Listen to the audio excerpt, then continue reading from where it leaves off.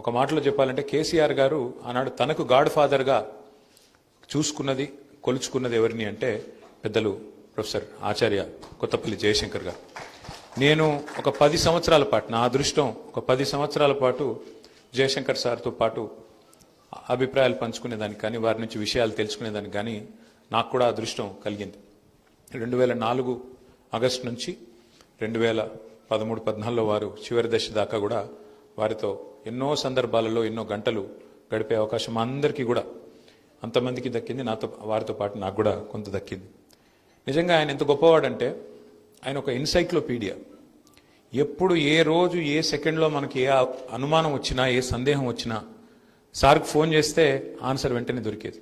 ఫలానాది ఆయనకు తెలియదు, ఫలానా విషయం వారికి తెలియదు అనే పరిస్థితి లేదు. అంటే ప్రపంచ విషయాలు కానీ భారతదేశానికి సంబంధించిన విషయాలు కానీ ఉమ్మడి ఆంధ్రప్రదేశ్ తెలంగాణకు జరిగిన వివక్ష అన్యాయం ఏ రంగం తీసుకున్నా జయశంకర్ సార్కు తెలియని సబ్జెక్ట్ అంటూ ఉండకపోయేది. అంతలాగా ఆయన అధ్యయనం చేసేది, అంత చదివేది, అంత అర్థం చేసుకునేది, అవగాహన పెంచుకొని ఇతరుల జ్ఞానాన్ని పంచే ప్రయత్నం చేసేది.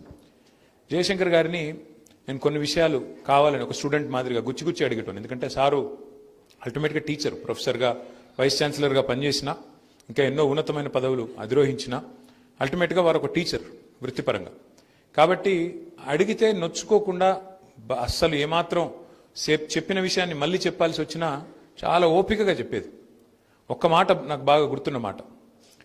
నేను ఒకసారి వారిని అడిగిన, సార్ ఇప్పుడు వెనుకబాటుతనం తెలంగాణ రాష్ట్ర ఏర్పాటుకు గల కారణాల్లో ఒక ప్రధానమైన కారణం అని మీరు చెప్తారు కదా, మరి అట్లాంటిది వెనుకబాటుతనం కూడా ఒక ముఖ్యమైన కారణం అయితే మరి అన్నిటికంటే ఎక్కువ దగాపడ్డ జిల్లా ఏది తెలంగాణ ప్రాంతంలో ఉమ్మడి ఆంధ్రప్రదేశ్లో అంటే అది మహబూబ్ నగర్ జిల్లా. అతిపెద్ద జిల్లా, అతి ఎక్కువ దగాపడ్డ జిల్లా పాలమూరు జిల్లా. మరి అలాంటి మహబూబ్ నగర్లో ఉద్యమం చాలా ఉచ్చ స్థాయిలో, పై స్థాయిలో, పతాక స్థాయిలో ఉండాలి కదా. అప్పుడు నేను చెప్పేది 2005, 6, 4 ఆ ప్రాంతంలో. మరి ఎందుకు మనం 6 సీట్లలో పోటీ చేస్తే ఒకటే గెలిచినాము, ఎందుకు పోయినాయి సార్ అని 2004లో వారిని అడిగిన. నేను అడిగితే వారు ఒక గొప్ప మాట చెప్పినారు, నాకు ఇంకా ఈ రోజు కూడా గుర్తుంది. వారు ఏమన్నారంటే నన్ను రాము అని పిలిచేది. రాము, ఒకటి గుర్తుపెట్టుకో, నువ్వు ఇది మనుషులకి, వర్గాలకి, సమాజానికి, రాష్ట్రాలకి, దేశాలకి అన్నిటికీ ఇదే రకమైన ఒక సోషియలాజికల్ ఎవల్యూషన్ ఉంటుంది. ప్రతి మనిషి సహజ సిద్ధంగా కోరుకునేది ఏంటి అంటే మొదలు సెల్ఫ్ సఫిషియన్సీ, అంటే స్వయం సమృద్ధి సాధించడం. సాయంత్రం నాకు బువ్వ ఎక్కడి నుంచి తెచ్చుకోవాలి, నా భార్య పిల్లలకు తిండి ఇడికెళ్ళి పెట్టాలి, నేను ఎట్లా బతకాలి, మొదలు ఆలోచించేది ఎవరైనా గది. ఏం ఉద్యోగం చేయాలి, ఏం చేయాలి, ఎట్లా తనలాడాలి, ఇంటోళ్ళని ఎట్లా కాపాడుకోవాలి, నేను నా కుటుంబాన్ని ఎట్లా పోషించుకోవాలి. ఫస్ట్ సెల్ఫ్ సఫిషియన్సీ అనేది ఇంపార్టెంట్. సెల్ఫ్ సఫిషియన్సీ అనే స్టేజ్ దాటిందనుకోండి, వచ్చిందనుకోండి, నీకు ఇక తిండికి డోకలేదు, 3 పూటలకు డోకలేదు, వచ్చే నెల రోజులకు డోకలేదు అనుకుంటే, లేదా వచ్చే సంవత్సరం డోకలేదు అనుకుంటే, నెక్స్ట్ వచ్చేది స్టేజ్ ఏంది అంటే పరిణామ క్రమంలో సెల్ఫ్ రెస్పెక్ట్, ఆత్మగౌరవం. అరే నన్ను మనిషి తిరిగిన చూస్తలేరు, ఏం సంగతి, నేను గల్లబడతలేనా, నేను గాన రాకుండా అని చెప్పి సెల్ఫ్ రెస్పెక్ట్ గురించి ఆరాటం పెరుగుతుంది. 3వ దశ ఏంది అంటే ఆ సెల్ఫ్ రెస్పెక్ట్ అనేది కూడా వచ్చిందనుకో, 3వ దశ సెల్ఫ్ రూల్, స్వయం పాలన. మా రాష్ట్రాన్ని మేము పరిపాలించుకోలేమా, మా ప్రాంతాన్ని మేము పరిపాలించుకోలేమా, మాకేం తెలివి తక్కువ ఉందా, వనరులు తక్కువ ఉన్నాయా, మాకు లీడర్షిప్ కేపబిలిటీస్ లేవా అనే పరిస్థితి వస్తుంది. ఈ 3 దశల్లో మీరు చెప్పిన కరీంనగర్ కానీ వరంగల్ కానీ నీళ్లు రావడం వల్ల, గోదావరి నీళ్లు రావడం వల్ల వాళ్ళు కొంత ముంగటున్నారు, సెల్ఫ్ సఫిషియన్సీ అనే స్టేట్ దాటినరు. అందుకే సెల్ఫ్ రెస్పెక్ట్ అనే మూమెంట్లో వాళ్ళు ముంగట ఉన్నారు, వాళ్ళు ముందరవాడి కొట్లాడుతున్నారు. కొద్దిగా అక్కడ నీకు ఎక్కువ కనబడుతుంది రెస్పాన్సు. అదే మహబూబ్ నగర్ ఇంకా సెల్ఫ్ సఫిషియన్సీ కోసం తనలాడుతుంది కదా. వలసల జిల్లా కదా రాము, 14 లక్షల మంది వలస పోతారు ప్రతి సంవత్సరం, సీజన్ టు సీజన్ నడుస్తుంది అక్కడ. వాళ్ళకి ఇప్పటికిప్పుడే నువ్వు ఆత్మగౌరవ జెండా ఎత్తు అంటే తిండికి లేకపోయి నేనేడికెళ్ళి చూడాలంటారు. కాబట్టి గట్లున్నది, అర్థం చేసుకో అని చెప్పిండు. అంటే ఎంత గొప్ప ఆలోచన, ఎంత గొప్ప విశ్లేషణ అంటే, అదే ఇంకెవరినో అడిగితే ఏ మీ నాయకత్వం చక్కగా లేదాడా, లేదా ఫలానా చక్కగా లేదు అని చెప్పి ఇట్లా ఎత్తేసినట్టు మాట్లాడతారు. కానీ అర్థవంతంగా, అవగాహనతో అర్థమయ్యేటట్టు చెప్పగలగడం అనేది ఒక ఆర్ట్. డెఫినెట్గా జయశంకర్ సార్కి మించి అంత గొప్పగా చెప్పగలిగిన వాళ్ళు ఇట్లాంటి విషయాలు ఎవరు లేరు. 2వ మాట ఆయన పదే చెప్పేది, ఉప ఎన్నికలకు కేసీఆర్ గారు ఒక్కసారి కాదు ఎన్నిసార్లు ఉప ఎన్నికలు వచ్చినాయంటే, ఆ రోజుల్లో ఎన్నిసార్లు రాజీనామా చేసిందంటే తెలంగాణ రాష్ట్ర సమితి అనే పార్టీ పెట్టిన తర్వాత కేసీఆర్ గారు, మీకు తెలుసు తెలంగాణ రాష్ట్ర సమితి అనే పార్టీ పుట్టడమే పదవీ త్యాగంతో పుట్టింది. డిప్యూటీ స్పీకర్ పదవికి, శాసన సభ్యత్వానికి రాజీనామా చేసి ఉప ఎన్నికను అనివార్యం చేసి ఉప ఎన్నికను ఆహ్వానించి అందులోంచి ప్రజాశక్తిని దేశం మొత్తానికి చూపెట్టింది కేసీఆర్ గారి నాయకత్వం. కానీ రాజీనామాలు రిపీటెడ్గా అవుతా ఉన్నాయి. 2006లో 2008లో అయినప్పుడు నేను అడిగిన సార్ని, సార్ రెండోసారి ముఖ్యంగా 2008లో రాజీనామా చేసినప్పుడు కేసీఆర్ గారు, నేను జయశంకర్ సార్తో కొద్దిసేపు వాదం పెట్టుకున్నా. మళ్ళీ ఎందుకు రాజీనామా చేయాలి సార్, మొన్ననే చేస్తాం కదా 2006లో, సార్ ఎందుకు చేయాలి కేసీఆర్ సారు అన్న. అంటే ఆయన గొప్ప మాట అన్నాడు, గుర్తుపెట్టుకో రాము, ఉద్యమానికి 3 పార్శ్వాలు ఉంటాయి. మొదటి పార్శ్వం సెన్సిటైజేషన్, భావజాల వ్యాప్తి. అది నిరంతరం జరుగుతూ ఉండాలి. భావజాల వ్యాప్తి అంటే తెలంగాణకు జరుగుతున్న అన్యాయం పట్ల చర్చ జరుగుతూ ఉండాలి. రెండవ దశ, రెండవ పార్శ్వం యాజిటేషన్, ఆందోళనాపథం. ఎప్పుడు సందర్భం వస్తే ఎప్పుడైనా, ఇప్పుడు ఉదాహరణ కిందాక పెద్దలు చెప్పినట్టు నిరంజన్ రెడ్డి గారు, నాగార్జున సాగర్ ఎడమ కాలువ మీదనేమో లిఫ్టులు మన రైతులు మెయింటైన్ చేయాలి, కుడి కాలువ మీద మాత్రం ప్రభుత్వం మెయింటైన్ చేయాల్సి వస్తుంది అన్నప్పుడు కోదాడ నుంచి హాలియా దాకా ఆ రోజు కేసీఆర్ గారు పాదయాత్ర చేయడం జరిగింది. సో అట్లా ఆందోళన పదంలో ప్రయాణం చేయడం. ఆర్డీఎస్లో అన్యాయం జరుగుతున్నది, మనకు నీళ్లు రావడం లేదన్నప్పుడు నడిగడ్డలో ఆ రోజు జోగులాంబ నుంచి కింద గద్వాల దాకా కేసీఆర్ గారు పాదయాత్ర చేసినారు. 2001-2 నేను చెప్పేది. అట్లా ఆందోళన పదంలో పోవాల్సి వచ్చినప్పుడు పోవాలి. మూడవది democratization, sensitization, agitation, democratization. Democratization అంటే ఏంటి? ఈ ఆందోళనని, ఈ భావజాల వ్యాప్తిని అల్టిమేట్గా ఒక రాజకీయ శక్తిగా మలిచి, ఓట్ల రూపంలో మలిచి, సీట్ల రూపంలో మలిచి, ఆ సీట్ల ద్వారా యాచించి కాదు శాసించి ఢిల్లీ మెడలు వంచి తెలంగాణ తెచ్చుకోవాలి. ఇది కేసీఆర్ గారికి ఆయన నూరి పోసిన ఒక ఉద్యమ పంద. అంటే ఇవాళ చూస్తూ ఉంటాం, చూడండి, ఢిల్లీలో 75 సార్లు మన ముఖ్యమంత్రి రేవంత్ రెడ్డి ముఖ్యమంత్రి అయిన తర్వాత ఇది 75వ ఈరోజు ఢిల్లీలో ఉన్నాడు. ఆయన ముఖ్యమంత్రి అయి 32 నెలలు కాలే, ఎల్లుండితోనో రేపటితోనో 32 నెలలు అవుతుంది. కానీ 13 రోజులకు ఒకసారి ఢిల్లీ పోతాడు, 2-3 రోజులు ఆడు ఉంటాడు, దేహి దేహి దేహి అని ఈరోజు అక్కడ యాచిస్తూ ఉన్నాడు. వాళ్ళకి మరి యాచిస్తున్నాడో వాళ్ళకి ఇచ్చొస్తున్నాడో కానీ మొత్తానికైతే ఢిల్లీ పోవడం అంటే ఢిల్లీ వాళ్ళ ముందు యాచించి, ఢిల్లీ ముందు గులాంగిరి చేసి, జయశంకర్ సార్ కోరుకున్నది ఇదే. ఏమన్నాడు ఆయన? ఢిల్లీకి సామంతులు ఉండొద్దు, స్వతంత్రులు ఉండాలి. ఎన్నటికైనా స్వీయ రాజకీయ అస్తిత్వమే తెలంగాణకు శ్రీరామ రక్ష. తెలంగాణ కోసం ఒక స్వీయ రాజకీయ అస్తిత్వ పతాక ఉండాలి. ఎన్నటికైనా తెలంగాణ కోసం ఎలాంటి రాజీ లేకుండా, ఎవరితోని కాంప్రమైజ్ కాకుండా, గొంతు విప్పితే గర్జించే విధంగా ఓ సింహంలాగా గర్జించే గొంతు ఓ కేసీఆర్ తీరుగా ఉండాలి, ఉండి తీరాలి. అందుకే కాంగ్రెస్లో కలవద్దు అని గట్టిగా వాదించిన నాయకుడు, వాదించిన మహానుభావుడు ప్రొఫెసర్ జయశంకర్ గారు. ఎందుకంటే ఆయన నమ్మిండు బలంగా. ఎట్టి పనికైనా మట్టి పనికైనా మనోళ్ళు చెప్తారు పెద్దోళ్ళు, ఇంటోడే ఉండాలి అని. జయశంకర్ గారు నమ్మింది ఏంటంటే ఎట్టి పనికైనా మట్టి పనికైనా తెలంగాణోడు ఉంటే పని అవుతుంది, కానీ మళ్ళీ ఢిల్లీ ఓడి చెప్పినట్టు తలాడించేటోడు గంగెద్దు లెక్క డూడు బసవన్న లెక్క ఉండటంతో ఏమి కాదు అని. అందుకే ఇవాళ తెలంగాణ ప్రజలు ఆలోచన చేయాలి. మొన్న మీరు చూసింటారు, హరీష్ రావు గారు ఒక ప్రెస్ మీట్ వివరంగా పెట్టినారు. సోదరులు సోషల్ మీడియాలో కూడా పెడతా ఉన్నారు. ఎట్లా మళ్ళీ తెలంగాణకు నీళ్లలో అన్యాయం చేసే ప్రయత్నం జరుగుతున్నది, ఎట్లా తెలంగాణ వాటాని మళ్ళీ ఒక్కసారి తెలంగాణ ప్రాజెక్టులను రద్దు చేయమని గోదావరి రివర్ మేనేజ్మెంట్ బోర్డు మీటింగ్లో తెలంగాణకు సంబంధించిన 7 ప్రాజెక్టులు రద్దు చేయమని ఇవాళ తమ ఆధీనంలో, తమ చెప్పు చేతల్లో ఉన్న కేంద్ర ప్రభుత్వాన్ని ఎట్లా ఆంధ్రప్రదేశ్ ప్రభుత్వం ఇవాళ ఆడిస్తున్నదో నిన్న వివరంగా హరీష్ రావు గారు చెప్తే మన వాళ్ళందరూ ఇవాళ నేను చూస్తూ ఉంటే ఉదయం పేపర్లో కానీ టీవీలో కానీ బ్రహ్మాండంగా మన వాళ్ళు కూడా మళ్ళీ ఒక్కసారి, అంటే ఢిల్లీ పార్టీల చేతుల్లో మళ్ళీ తెలంగాణ ఎట్లా తల్లడిల్లుతున్నదో ఒకసారి అర్థం చేసుకోవాల్సిన బాధ్యత మనందరి మీద ఉన్నది. ఎందుకంటే ఢిల్లీ పార్టీల చేతుల్లో జుట్టు అల్టిమేట్గా ఎవరి చేతులు ఉంటే వాడు ఆడిచ్చినట్టు ఆడతారు వాళ్ళు. అదే తెలంగాణకు నికార్సుగా తెలంగాణ కోసమే పుట్టిన పార్టీ, తెలంగాణ కోసమే అల్టిమేట్గా ప్రాణాన్ని పనిపెట్టడానికి సైతం, పనంగా పెట్టడానికి సైతం మరి వెనకాడకుండా నడిపించిన నాయకుడు ఉంటే ఆ పరిస్థితి ఉంటుందా? ఇవాళ పార్లమెంట్లో, భారత పార్లమెంట్లో, లోక్సభలో ఒక బీజేపీ ఎంపీ లేచి తెలంగాణ ఏర్పాటును పాకిస్తాన్ ఏర్పాటుతో పోలిస్తే ఒక్కడన్నా మాట్లాడిండా లోక్సభలో? ఒక్క కాంగ్రెస్ వాడు, ఒక్క బీజేపీ ఎంపీ ఒక్కనికన్నా రేషం ఉన్నదా? అదే అక్కడ గులాబీ జెండా కప్పుకున్న మన ఎంపీలుంటే పోయి గల్లవట్టకపోదు ఏం మాట్లాడుతున్నారో నా కొడకాని. గది తెలంగాణ గురించి జయశంకర్ సార్ శాసించి సాధించాలన్నది గది. ఆయన ఆలోచించింది, ఆయన కోరుకున్నది గది. కానీ ఇవాళ దురదృష్టం, మళ్ళీ ఒకసారి చివరికి మళ్ళీ ఇంత సాధించి భౌగోళిక తెలంగాణ సాధించుకున్నా మళ్ళీ తిరిగి సామంతులుగా బతకాల్సిన పరిస్థితిని ఢిల్లీకి కప్పం కట్టుకుంటేనే బతికే ముఖ్యమంత్రులు, ఢిల్లీ చుట్టూ చిప్ప పట్టుకుని తిరిగే మరి అసమర్థ నాయకులు, వీళ్ళ వల్ల మళ్ళీ తెలంగాణ ప్రజలు కూడా తల్లడిల్లిపోయే పరిస్థితి వచ్చింది. ఇంకొక మాట కూడా మీకు ఈ సందర్భంగా నేను చెప్పాలి. ఇవాళ ఉదయం నేను ఒక ఫోటో పెట్టిన సోషల్ మీడియాలో. నాకు ఒక ఉత్కృష్టమైన సందర్భంలో ఒక మహా అనుభూతి అది. నవంబర్ 29 కేసీఆర్ గారు దీక్షకు దిగిన రోజు 2009.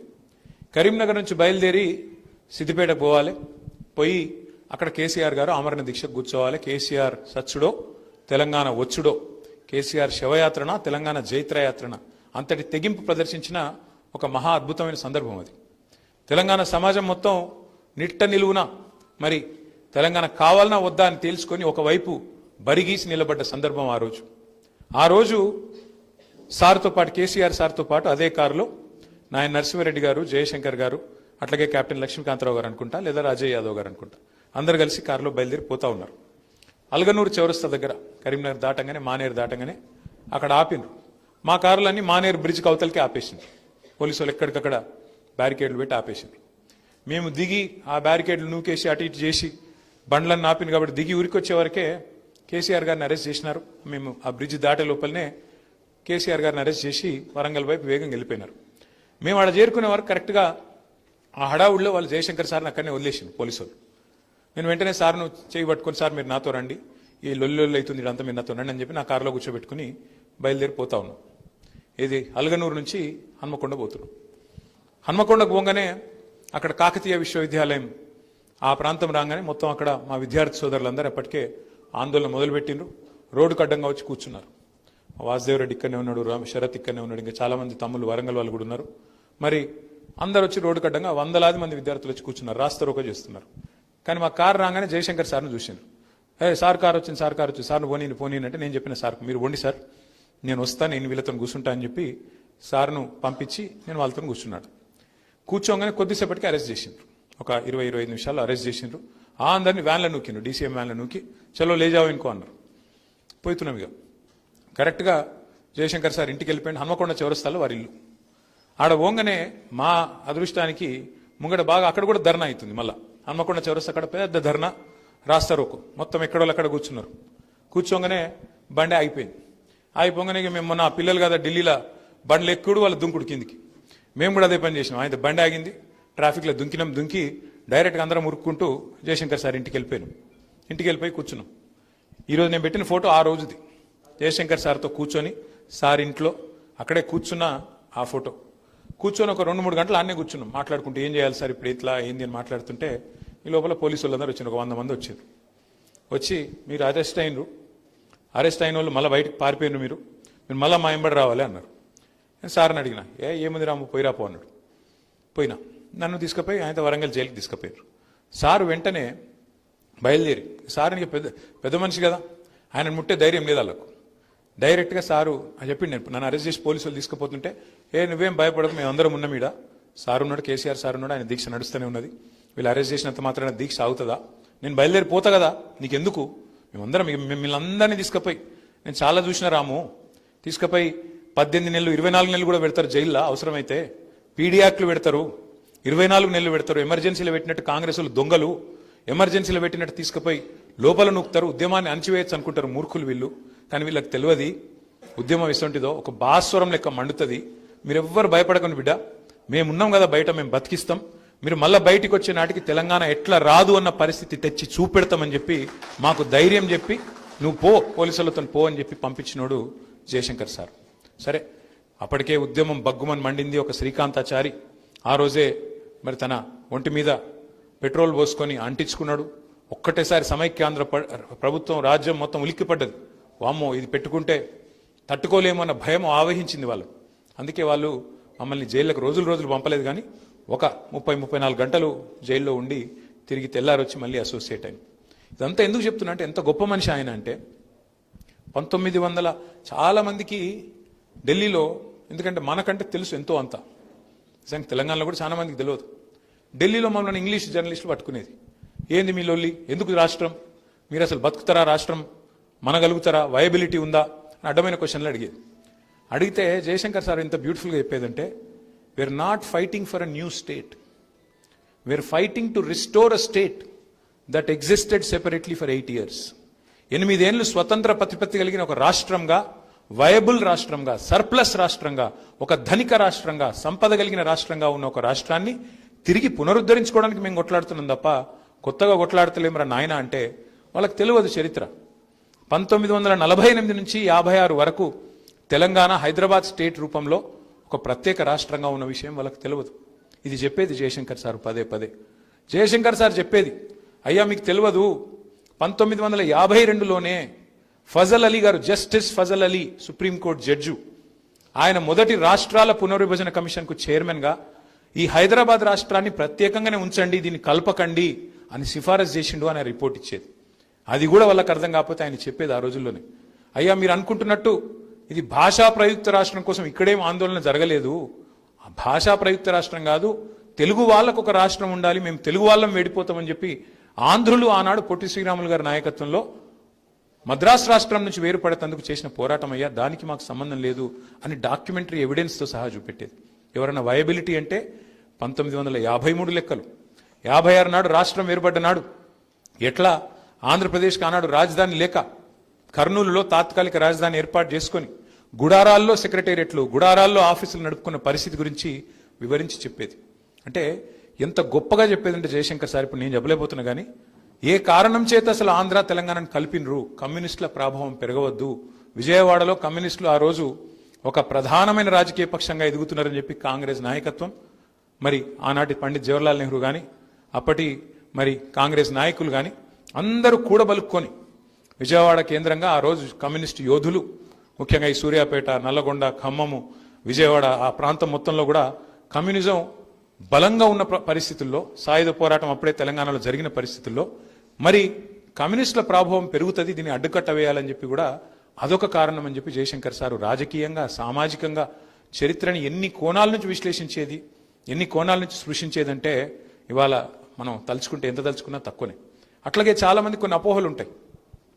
రాజకీయ నిరుద్యోగులు, రాజకీయ నాయకులు 1969లో ప్రారంభించినారు తెలంగాణ ఉద్యమానికి కొన్ని అపోహలు ఉంటాయి. చెన్నారెడ్డి గారి పేరు చెప్తా ఉంటారు. చెన్నారెడ్డి గారు వాడుకున్నారు, వాడుకొని చివరికి ఆయన మళ్ళీ పోయి కాంగ్రెస్లో చేరినాడని చెప్తా ఉంటారు. కానీ జయశంకర్ సార్ మాకు చెప్పేది, చెన్నారెడ్డి తప్పేం లేదయ్యా, చెన్నారెడ్డి నిజానికి తెలంగాణ ఉద్యమంలో ఆ రోజు ముందు రాలేదు. 68, 69లో ఖమ్మంలో ప్రారంభమైంది విద్యార్థులు, ఉద్యోగుల వల్ల. తర్వాత కొంతమంది కవులు పాటలు రాసినారు, రావోయి రావోయి మర్రి చెన్నారెడ్డి, ఇకనైనా రావేమి వెర్రి చెన్నారెడ్డి అని చెప్పి ఆయన మీద కవులు పాటలు కూడా రాసినారు, రావయ్య బాబు ఇంకెప్పుడు వస్తావని. అప్పుడు మల్లికార్జున్ గారు ఇంకా ఇతర పెద్దలు అందరూ వచ్చిన తర్వాత చెన్నారెడ్డి గారు వచ్చింది. చెన్నారెడ్డి వచ్చినాక ఒక పెద్ద స్టాల్ వర్ట్ కాబట్టి ఒక ఊపు వచ్చింది. కానీ పాపం చెన్నారెడ్డి తప్పేం లేదు. ఆ రోజు చండశాసనంగా ఉండేది కాంగ్రెస్ ప్రభుత్వం ఢిల్లీలో, వాళ్ళు తొక్కిపారేసినారు ఉద్యమాన్ని, ప్రజాస్వామిక ఆకాంక్షని అని చెప్పి చెన్నారెడ్డి గారి మీద కూడా బదనాం ఎవరైనా చేయబోతే ఆపేది జయశంకర్ గారు. ఎందుకంటే ఆయన బాధ చెన్నారెడ్డో కేసీఆర్ కాదు, తెలంగాణ వాళ్ళు బదనాం కావద్దు, తెలంగాణ పోరాటం చేసిన వాళ్ళు, తెలంగాణ నాయకులను, ఎందుకంటే మాటి మాటికి మనకు మలినం చేసి, మనకు ఏదో రకంగా బదనాం చేసి మనోళ్ళని చిన్నగా చేస్తారు అనేది ఆయన బాధ. మనోళ్ళని చిన్నగా చేయనీయద్దు చాలామంది అనేది ఆయన జయశంకర్ గారిని. ఎందుకు మీరు కేసీఆర్ గారిని అంత నమ్ముతారు అని ఆయన ఎప్పుడు అనేది ఒక మాట, కేసీఆర్కు మించి దక్షత, కమిట్మెంటు, కేసీఆర్కు మించి తెలంగాణ సాధించే విషయంలో మొండితనం ఉన్న నాయకుని ఒక్కని చూపెట్టండా నేను మీ ఎంబడి నడుస్తా అని చెప్పారు. ఆయన మొహమాటం కూడా పడేది కాదు. దేవేంద్ర గౌడ్ గారు పార్టీ పెట్టిండ్రు, చాలామంది వద్దన్నారు జయశంకర్ సార్, మీరు పోవద్దు సార్, మీరు కేసీఆర్ గారితో అసోసియేట్ అయి ఉన్నారు, పోవద్దు అంటే ఆయన ఒక మాట చెప్పిండు, ఎన్ని పార్టీలు వస్తే అంత మంచిదే, ఏం కాదు, తెలంగాణ రాష్ట్రం రావాలి, ఆ రాష్ట్రం వచ్చే క్రమంలో నేను చెప్పి వస్తా వాళ్ళకు, నేను చెప్పి వస్తా ఏమని, దేవేంద్ర గౌడ్ సాబ్ కూడా చెప్తా, స్పర్ధ లేకుండా పనిచేయండి, సమాంతరంగా పనిచేయండి, ఒకరితోనొకరు కలహించుకోకండి, ఎవరు చేసినా అల్టిమేట్గా మీరు అందరూ కోరుతున్న తెలంగాణనే కదా. ఇప్పుడు హైదరాబాద్కి వెళ్ళి బయలుదేరి ఢిల్లీ పోవాలంటే నాగ్పూర్ మీదకి వెళ్ళి పోవచ్చు, బొంబాయి మీదకి వెళ్ళి కూడా పోవచ్చు, ఎటుకెళ్ళిపోయినా మన లక్ష్యం అదే కదా. మీకు తాత్కాలికంగా భావ సారూప్యత లేకపోవచ్చు, కానీ ధ్యేయ సారూప్యత ఉండాలి, లక్ష్య సారూప్యత ఉండాలి, అది ఉన్నంత కాలం ఎవరినైనా సరే మనం ఎంకరేజ్ చేయాలి అని బలంగా వాదించేది ప్రొఫెసర్ జయశంకర్ గారు. ఇట్లా చెప్పుకుంటూ పోతే ఎన్నో ఉన్నాయి. అనుమానాస్పదంగా ఎవరైనా మాట్లాడితే తెలంగాణ ఉంటుందా సార్, ఇప్పుడైతే నిలుస్తుందా సార్, వయబిలిటీ ఉంటుందా సార్ అంటే ఒకటే మాట అనేది, ఒకనాడు 1948లో సర్ప్లస్ స్టేట్, 56లో సర్ప్లస్ స్టేట్, 69లో బీపీఆర్ విఠల్ గారని ఒక ఐఏఎస్ అధికారి, సంజయ్ బారు గారి తండ్రి, ఆయన రాసిన పుస్తకం చూపెట్టది తెలంగాణ సర్ప్లస్ కేస్ స్టడీ అనేది.